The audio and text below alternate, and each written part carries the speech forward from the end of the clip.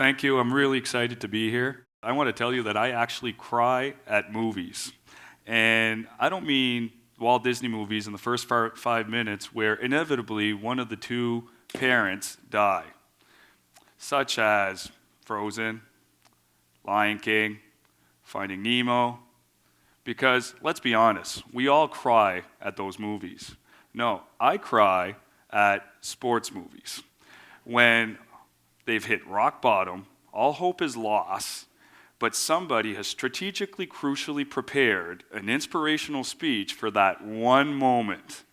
It gets me every time.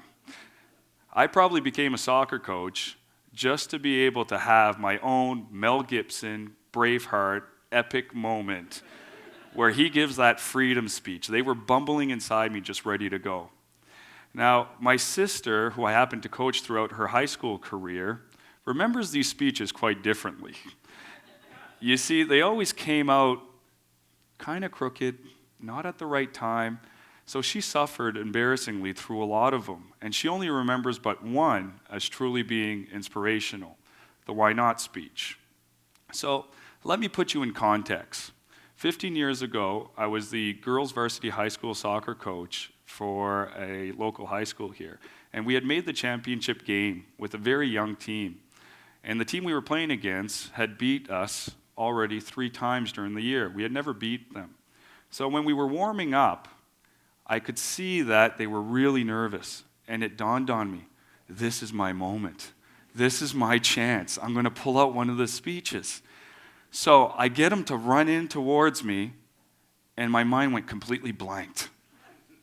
So all of a sudden, I had to come up with something, and I said, why not? And then they asked, well, why not what? And I'm like, why not us? Why couldn't we win? And I kept on going with that train of thought, and I kept asking them, and I kept challenging them, and they kept coming back with no answers. And I could see the disbelief and the anxiety and stress go away, and confidence and belief start to creep in. To be honest, Muhammad Ali probably would have been really happy with the way we came out on that field. We were showing some swagger. And it must have worked because we ended up winning. Now, realistically, was it the talk? No. I'm not that naive. However, we did have the potential, and all they needed was to be stirred in the right direction. Now, my generation is often considered apathetic, unhealthy, unreliable, and entitled.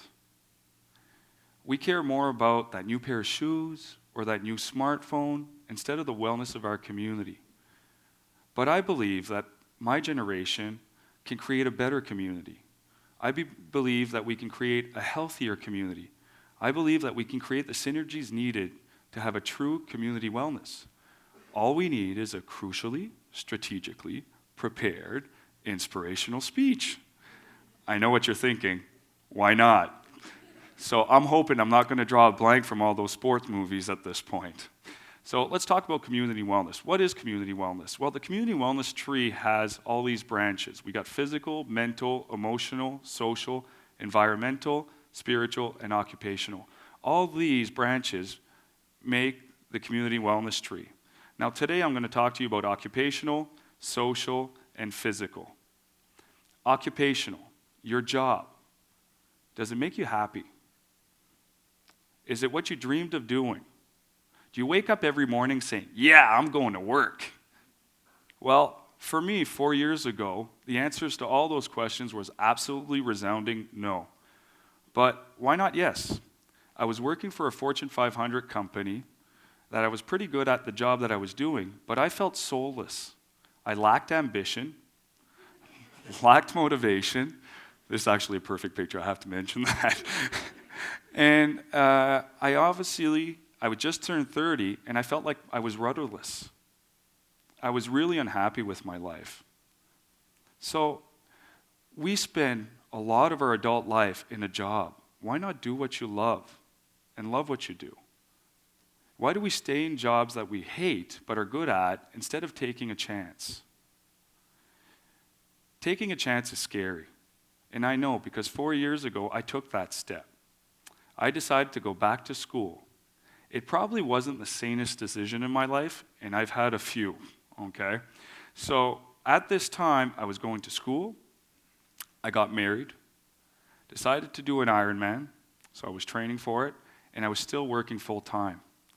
What should have been the busiest year of my life and the hardest year of my life was actually the happiest year of my life. So it was the easiest.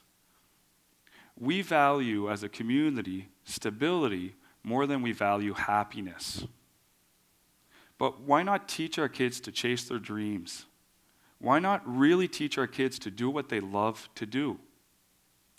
You see, we have bubble wrapped our kids so much that we're afraid of risk.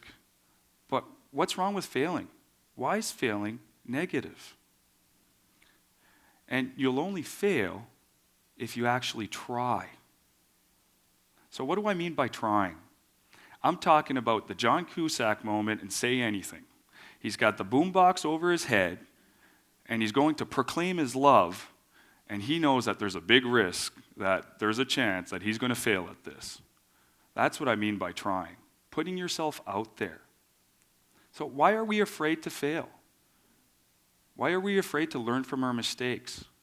Why not learn from those mistakes? Roll up our sleeves, put a positive spin on it, and try again.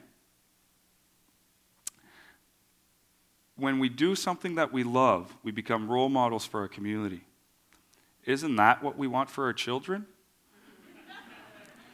But is that what's really happening? Technology has evolved so much that we are connected to anyone, anywhere, anytime, across the world. And it's absolutely awesome. So much good is coming from that. But we are also more detached and disconnected from our communities than we've ever been. I remember 30 years ago, when I was 5 years old, I could tell you everybody in the neighborhood, I could tell you what they did for work. Now I can't name you everybody on my street, and I can't tell you what my neighbors do. That social wellness is now disconnected. My generation puts a lot of thought into nonprofit organizations, these large corporations where we make these donations. But oftentimes, that money doesn't come back to individuals that actually need it in our community. Take the ALS Ice Bucket Challenge campaign. Phenomenal campaign. It's going to do a lot for research, might cure ALS with all that money. However, what about your neighbor's son who has ALS? Who's going to help him fight? Last spring, our community went through a very traumatic event. 3 police officers were gunned down in our community. Our community was grieving and needed something to rally and unite us. The easy thing at this point would have been to worry about myself and say, you know what, I'm struggling also. One of these police officers was a friend of mine. But why not us? Why not my generation step up? And you know what? We saw that social wellness during that week. A lot of people did a lot of different things. And I was lucky enough to be part of a little community that decided to do something about it. And we said, why not us? So what we wanted to do is we wanted to put a run together to make sure that we honored our friend who was a running buddy and be able to rally the running and walking community. And we want to show our support, love, and respect. Originally, our goal was to get about 250 people out there. We thought if we reached that, it would be awesome. We would be able to show those families that we still care about them, that community still equaled family. Well, within 10 minutes of registration opening up, we had reached 250 people. We ended up with over 7,000 people in our city alone, and there was several hundreds more across the world that had joined us. That little initiative, by us taking that chance, we had created a platform for the community to mourn, honor, and voice the respect of the fallen officers, but also to those families. Now, how did we do it? It was very simple. We held each other accountable. We decided that the social wellness of our community was our job. And we decided to get in the thick of the action. A lot of you here tonight, most of you, have done numerous things for our community. I just want to remind you that the social wellness of our community is extremely important, and you'll be proud that you jumped into it again. Now, before you do that, I want you to think about yourself first. Now, I know that sounds counterproductive, but the community is made up of individuals, and we're only as strong as our weakest member. So for the community to be truly healthy, it needs to start with you. Best example of this for me is if you're in an airplane, the emergency, you're going through turbulence, emergency lights go on, the oxygen mask falls down. What do you need to do? You need to put that oxygen mask on your mouth first. Nobody else. Why? Because it's important for you to have the health and the strength to be able to help somebody else. So taking care of your own self is not selfish. Taking an hour a day to take care of your own self is not selfish.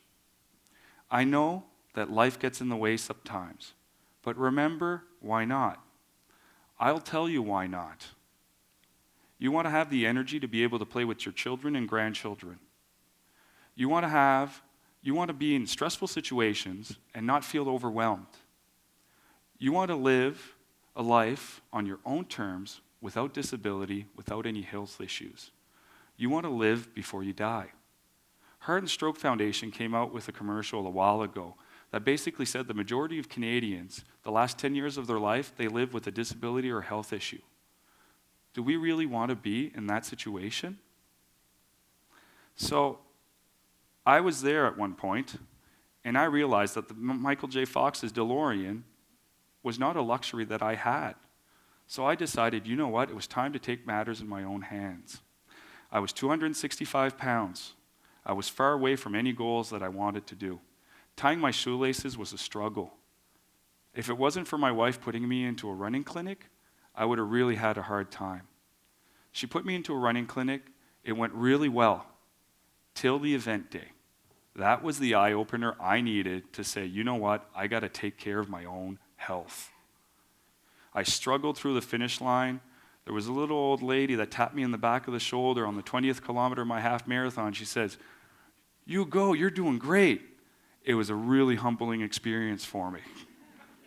So after that, the week after, I said, you know what, I'm signing up for a marathon.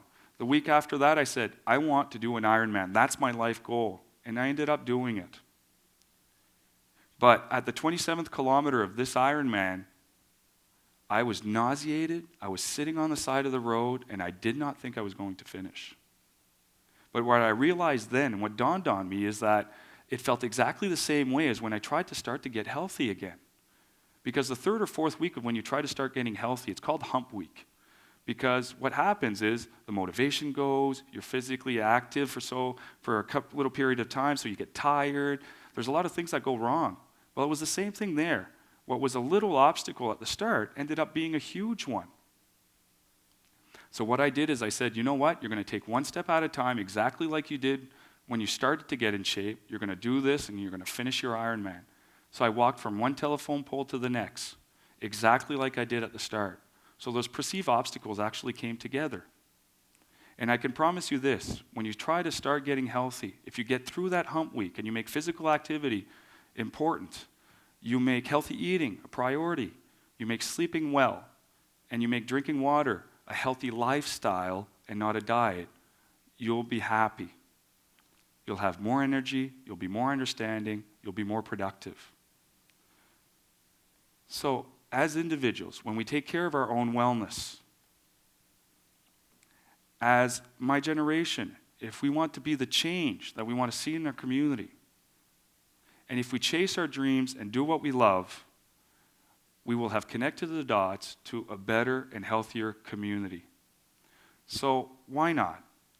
I'm a school teacher, and this term, I told my students, this is the year that you will be more awesome.